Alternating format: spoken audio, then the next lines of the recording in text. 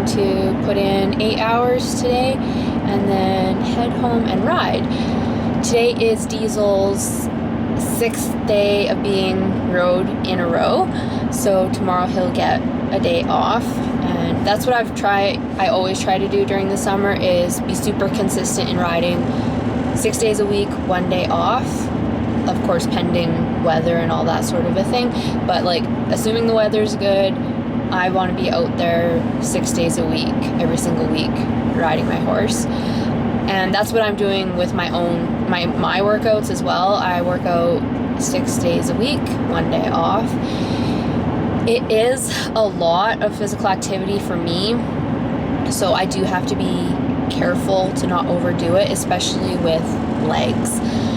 Back in the day when I first got into strength training and all of that stuff, I did not have a great balance between working out and riding, and it was detrimental to my riding. I would work out my legs super hard 2 or 3 days a week and have nothing left in the tank for riding, and that's just not good. I want to improve in my riding, so I need my legs. So that's something I have to be really mindful of. I work my legs 2 days a week now, and I don't go to complete failure and exhaustion. I go like 80%, and then that way I know that I'm gonna have some things still left by the time I get to the barn. I work out first thing in the morning, and then I ride like around 5 p.m. most days. In the winter, it's a little bit of a different story because I'm not riding as hard or as often, and so that is the time of year when I can push it harder in the gym. You know, if I want to really put some muscle on my legs and stuff like that, and like really push myself, winter is when I'm going to do that. Summer is not the time because, like I said, my priority this time of year is riding, getting better. I don't want my physical ability and endurance to be the limiting factor for my riding.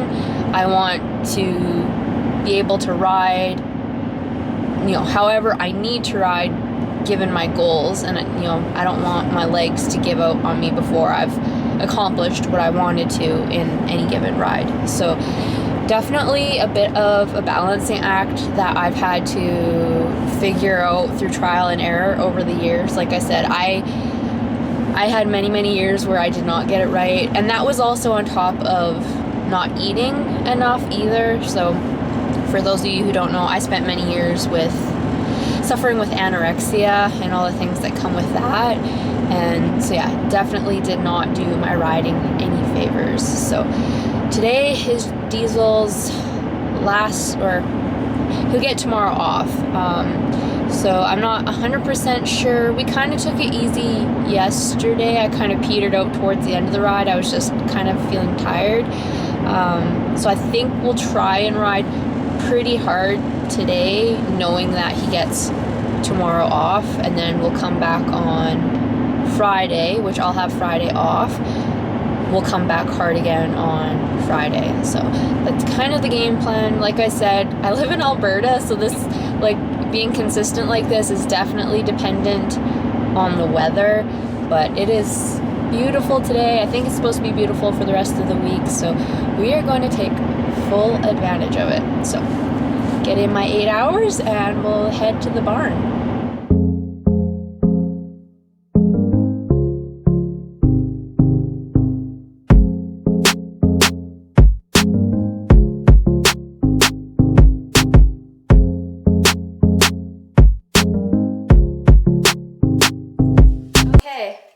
Made it to the barn, made it through another work day, and as I said earlier, this is Diesel's last ride before he gets a day off, so he'll get tomorrow off. We're gonna aim for a 40-minute ride today, and I was listening to Stacey Westfall's podcast on the way home. If you guys haven't listened to her podcast, definitely check it out, it's really good.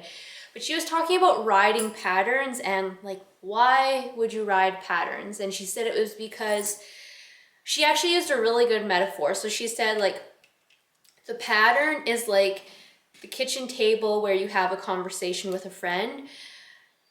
The table itself doesn't really matter. It's the conversation you're having between you and your friend that matters. And like that, the pattern is the table, and the communication between you and your horse is like the conversation between you and your friend. The conversation, the communication matters more than the pattern or the table. And I thought that was really good. And it also was really affirming for me because I've been riding patterns and doing drills lately because it's been working. And that podcast really was like, yeah, there's a reason it's working.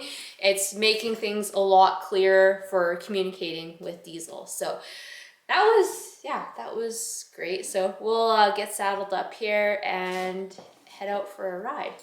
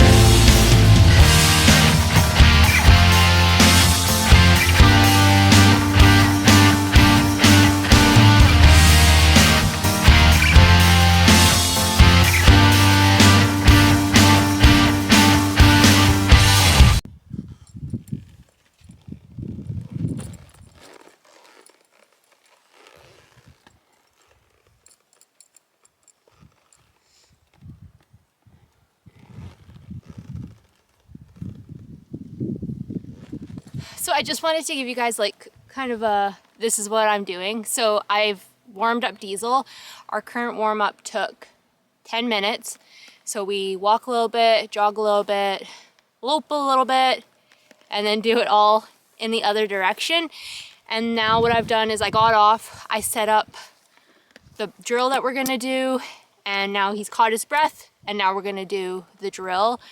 We'll do the drill in one direction, breathe for a second, do it in the other direction, and then we'll either do that, like do it in the other direction, the other direction again, or we'll move to another drill. Depending on how the first set goes, will kind of determine whether I'm going to do the drill again on both sides.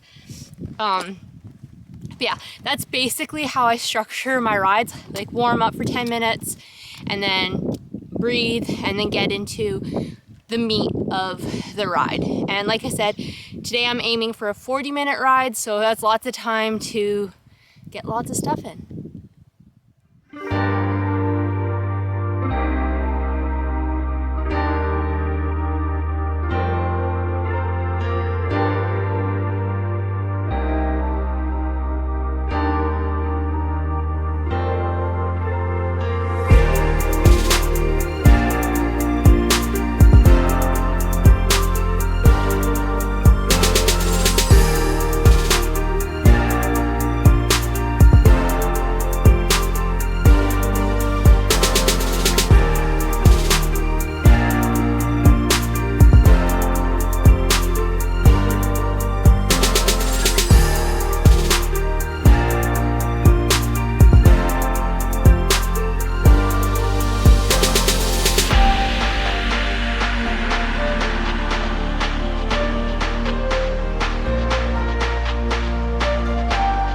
Okay, so we just finished our run through the first drill. We did it both directions, and Diesel definitely has a better side and a worse side, just like people do, you know, right side or left side, one's usually better than the other.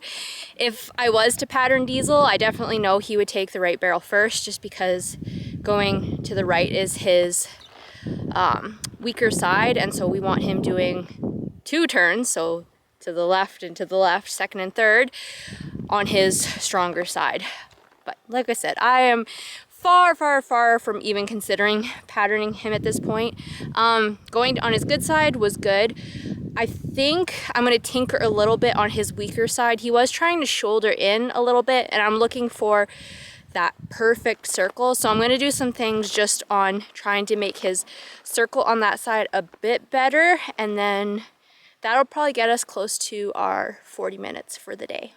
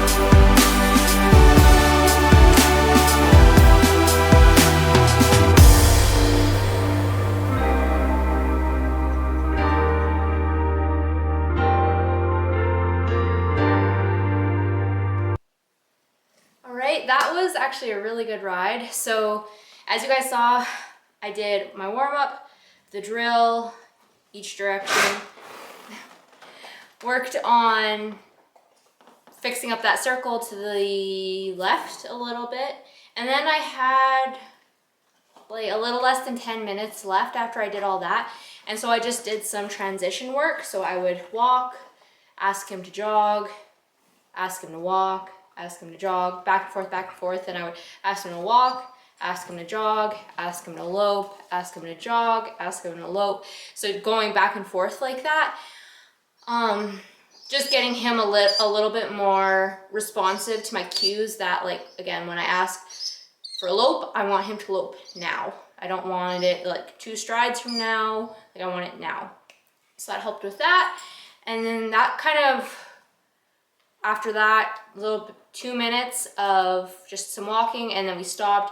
I flexed him a little bit from side to side, and that was our ride. So that's generally how I structure my rides, is I have my warm-up, I have the meat of our ride, where it's like the hard work, the specific thing that I'm wanting to work on for that ride, and then and that will vary a lot depending on where we're at, which horse I'm on, and what my goals are. And then kind of like wind down, cool down for a little bit, make sure his breathing is back to normal, let him start to cool off a bit, and call it a day. That is, there's a lot of wiggle room in between there, but like the warm up, cool down, meet in the middle, that is consistent regardless of the horse, regardless of anything. Unless there's like, if I'm having like a really bad ride, I might just be like, done. We're just cutting it here, going back to the barn without I'll still cool down, but it might not, that's rare. But for the most part, that is how I structure my rides. So now I'm gonna unsaddle him. I have a water trough to wash or clean out and fill back up, and that'll be it for the day. So I let the horses basically drink this down till it's almost empty, and then what I do is I dump out whatever's left and clean it. So you can see it's kind of got some gunk in it. I clean this out every single time they drink it down, and it still ends up a little gross like that. It kind of is what it is. So I'll dump this out and get it all nice and clean again.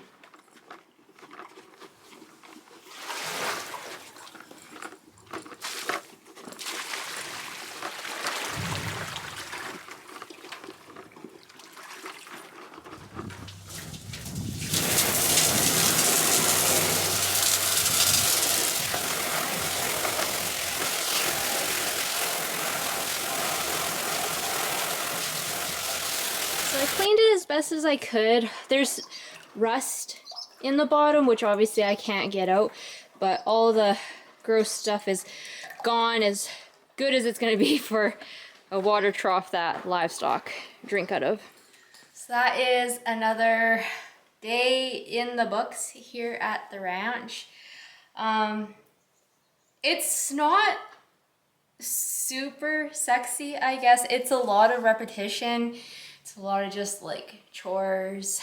And with horses specifically, it is just a lot of like riding patterns, doing the same thing over and over again until you get it right, and then building from there. It's not super exciting, but I do personally find it, like, I love where I'm at with Diesel now. You know, trying the same things day, like ride after ride, and just like watching the progression. I find that really, really enjoyable. And you can't see that kind of progression without, like, if you're doing random things every single day, it's hard to see progression. Whereas if you're working on the same drill every day, and it's not for the entire ride, it might only be for 5 or 10 minutes, but just working on it every day, you'll slowly start to see that progression, and that's motivating, that's exciting, and that's what I enjoy. So not super sexy, but that's how you get the job done. So I am starving, so I'm gonna go have supper, and until next time, remember, it's